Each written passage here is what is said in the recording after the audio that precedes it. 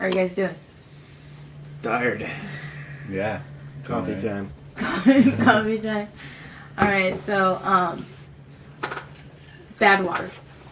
First of all, how did you guys pick the name Badwater? I was watching a Western film when I was younger, where there was this Native American Indian who had been drinking, and he got like arrested by some rangers, and he was like slurring, and they were like, "What have you been doing?" And I've been drinking the Badwater. And I thought that was awesome. So, but then it turned out to be like a place in California, which is like the lowest continental, or the lowest elevation in the continental United States. It's like a salt flat, an ancient lake that dried up.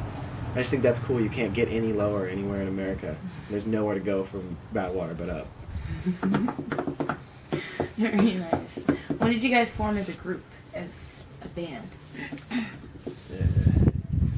Late spring of July. No, Summer. summer. of 2009. Yeah. A little over 2 years ago. So, July, August. like, creating Badwater, becoming together as musicians, how did you guys each, like, James, I'm the singer, Nick, I'm playing the guitar, Zach, the drums, like, how did you guys meet and, like, just decide you want to form a group together? Like, what was in your head at that time? Well, for me specifically, we were both in different bands right up.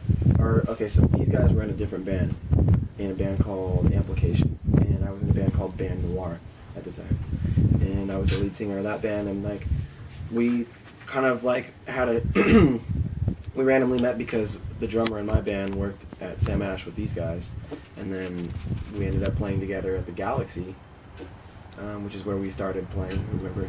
And they saw me play, and they were like, that guy's a great lead singer, and I saw them play, and I was like, screw those guys, they're douchebags. He did say that to our faces too. It's pretty bold, and that's what initially drew me to him. And that guy called me a douchebag. I want to hang out with him. He's tits. No, it's cool. Yeah, we were playing music around the same time, and one thing led to another, and the bands broke up around the same time. We were at a party, and it was funny because I didn't really know James that well, and I'd just been warned by Lizzie about him. And every time he'd come in, so like I kind of did want to play with him. My band had broken up, and I was like, "Fuck, dude, I need to play show." I was like, I need to play shows, and so I was at a party, and I kind of hesitantly went up and was like, "Yo, dude, do you want to like play sometime?"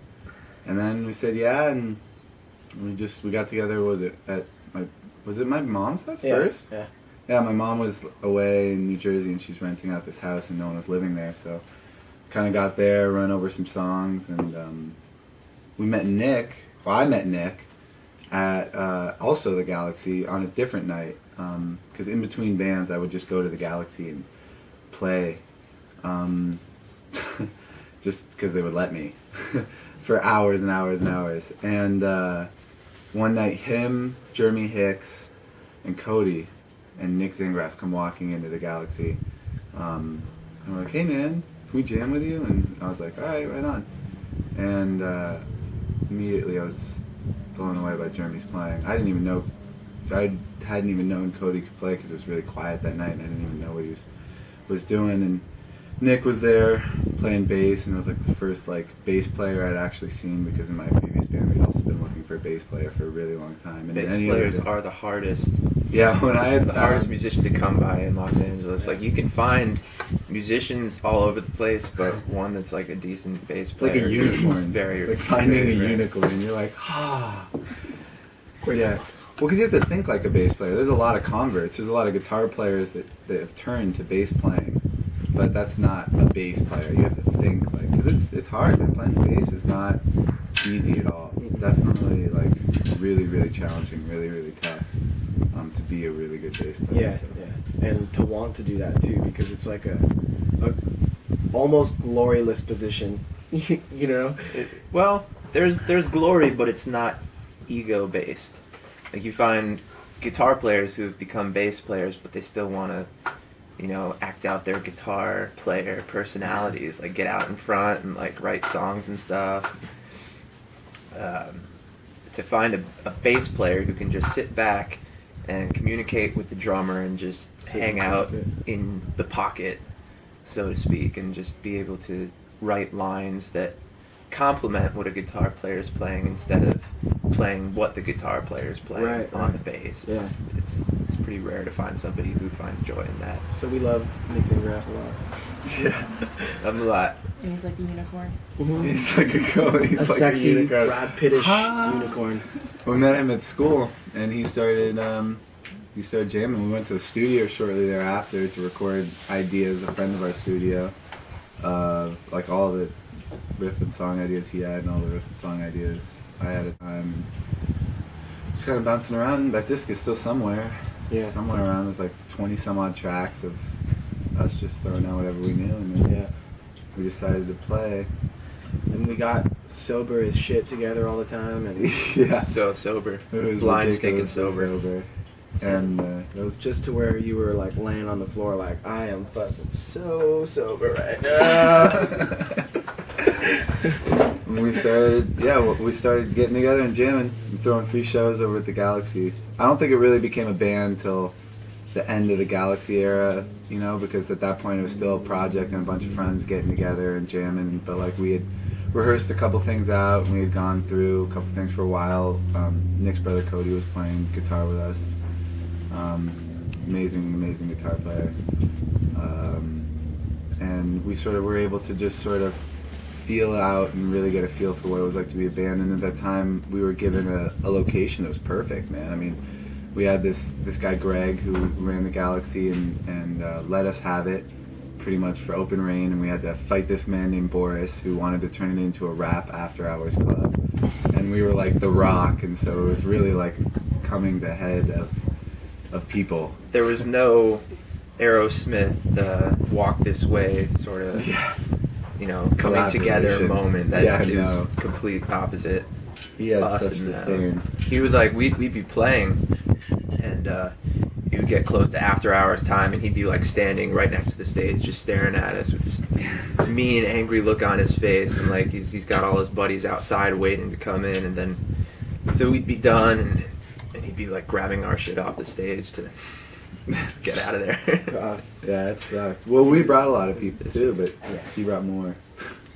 So pretty much you're saying the Galaxy was where you guys kind of came together Molded. and just That was our molded as- womb, Yeah. so to speak. We threw weekly free shows there, which I think, and we were able to bring a lot of our friends in that played also, to play before us or after us, and just able to really experiment there and get. That was this like thing. our octopus club. Yeah. Like the Beatles, like they had their place where they were playing 8 hours a day in Hamburg, Germany, or whatever the hell they were doing. Yeah. Those crazy bastard people. Yeah. That was it. It was cool. It was free, and because of that, we totally got off on that, like getting people free shows. I think That was like it was all about. yeah, it helped form what we think we have today, and we'll continue to have is like a family type environment. You know what I'm saying? We were able to bring all of our friends down and have a good time, and there wasn't a liquor license there, but we sold beer illegally, and lit candles all over the place, and I'm sure there was some stuff being sold in the back. I mean, this was not like a very well So established. not necessarily like a family thing at all. No. Really. No, not something you want to bring up. But we didn't card you, so there was no discrimination as to getting in. There were people making love on the floor, on the dance floor. Never saw that. I'm just kidding. No, it was pretty. Family vibe. It was pretty cool though, but it was free, man, and that was the whole purpose, man. It was getting everybody together to have a good time and to play, and we loved it, and there was no constrictions. It wasn't this Los Angeles thing that both his band and Band Noir, and definitely us in Amplification, had felt the pressure of this ugly music thing that is in Los Angeles that exists for young bands just starting out. It's tough. Yeah, they really like to take advantage of you here, and the scene necessarily isn't that bad here. It's just flooded with a bunch of people that aren't really serious or whatever, and a lot of good bands have been crushed because of the horrible structure that's set up in Los Angeles for emerging bands. So pretty much you guys, what's going on in Los Angeles, you guys want to pretty much bring that back to, like you said, a family environment. So when you guys are like playing shows, you're, you know, just hanging around with a whole bunch of people, you guys just have a jam session. You want to bring in that love of music because, you know. Yeah, ultimately that's what it's all about. Yeah. You know, the love of music. And I have to, ultimately, it's kind of shitty, but I have to remind myself sometimes that that's why I'm doing it, because it gets really hard, you know, to keep at it, because there's a lot of pressure, you know. There's a lot of pressure to be like a certain type of person when you're a musician or whatever, or you feel like there is, you know, like there's this immense pressure to go out and like put on a good face, and then you realize, dude, these are just my friends. I'm just hanging out with my friends playing music. Why is this such a big deal? And it's just, you know, you get caught up in like your head as an artist sometimes, you know, like when you're writing, like you're out in the world like, well, if I don't write like this and that, like, you know, I'll never be blah blah blah blah blah. And it's just like this thing that's going ad nauseum when you're a writer, you know. But it is all about the love, and like I have to remind myself of that sometimes. So I'm constantly learning that lesson deeper and deeper and deeper.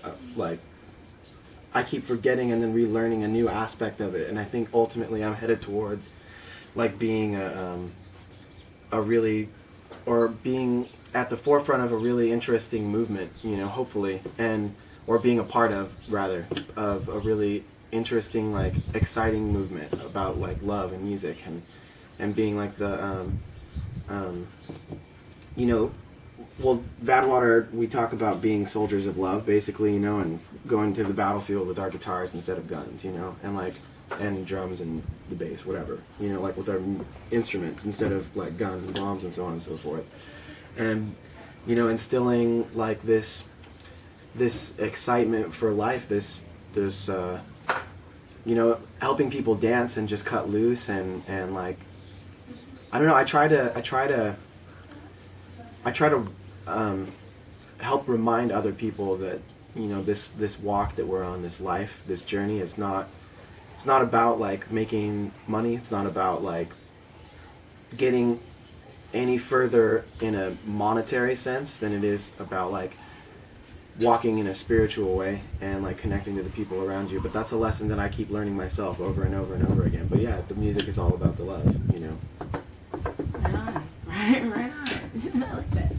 So when you guys are on stage, exactly what you just said, like, how do you guys feel? Like, when you're playing the drums and say, like, you're at the Viper Room, like, what's going on in your head at that moment when you're just about to play and you have all these people around you? Like, what are you thinking? Like, are you thinking, like, I'm really hungry, what, pancakes? Or, sometimes, like... sometimes those sort of things come into mind. No, I don't know. When I'm playing music and performing for people, it's like it's a real nice escape from everything. For me, it's sort of like nirvana, and when I can just get in the moment and everyone's playing what we've rehearsed before, and it's all just coming together. It just feels really nice. It does. Well, when you, it's almost sexual in nature. I think what's unique about this band is how close the four of us really are. I mean, we are a very, very tight-knit group of people. We've all wanted to kill each other, you know, like a normal family. But at the same time, the dynamic between the personalities and the four group just is something that you really can't, it's really unique to find. I mean, I think each one of us brings out a different strength in another person.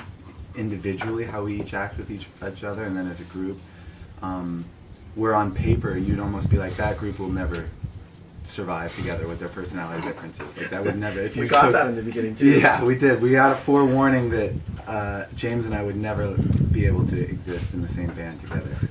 And understandable. I understand where that person was coming from, but I really think that that the personalities coming together have really brought out something special in each one of us, and it makes it really difficult sometimes, because sometimes they bring out something in you that you don't want to see, you know. They bring out something in you that you really don't, but you need to in order to evolve.